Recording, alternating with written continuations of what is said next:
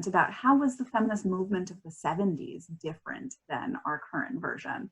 And so maybe just like pull apart some of those, like what are some of the differences that you see in either how things had happened in the past versus how they are currently envisioned, or how we practice, or even in current times, where are some of the sort of dividing points or the points of friction within our movement or our movements?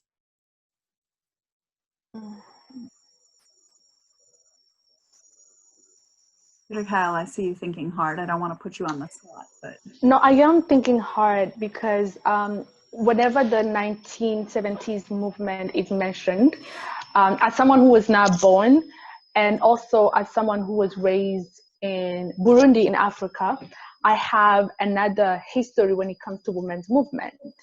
So it reminds me on many untold women's movements that we don't get to hear because they were not written or mainstreamed.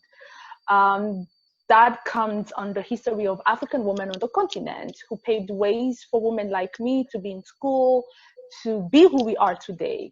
It's not written, it's not mainstreamed most of the time. So we get to read about the second wave movement, the third wave movement, that most of the time is so American rooted. But bringing back to the question on how what I have read and what I have analyzed and across my work, and what I'm grateful is that I get to work on the on the US and then outside of the US.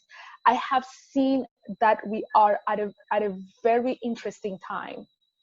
It's the time we are in. I love to call it a prophetic time. It is a time where anything is possible. It is a time where actually to abolish capitalism, it's possible. It is a time where to abolish patriarchy is possible. It is a time where to truly abolish homophobia and transphobia is possible. And it is possible because there have been work that was done by the generations before us that made that today we can dare to be as radical, as bold as we are.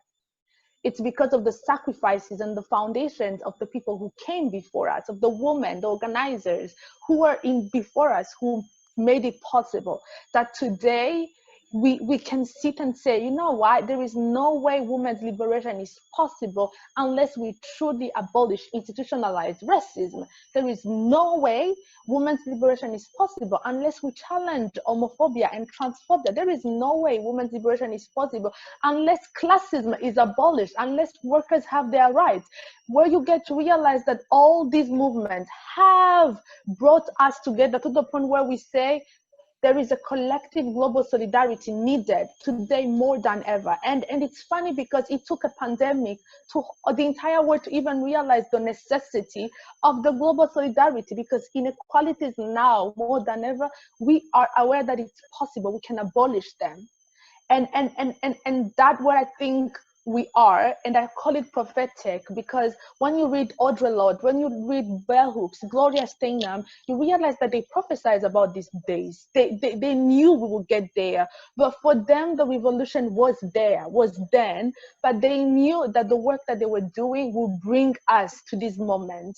And my biggest worry is, what are we doing of these moments where we realize that there is an urgency to question the ways we have been operating within these inequalities. And that's why I say these moments are very critical, because whatever we choose to move forward is how we are shaping the future for us, for the kids, for the next generation as well. And that will be very sad, because we will be wasting the sacrifices of the generations before us that really did their best so these moments can exist.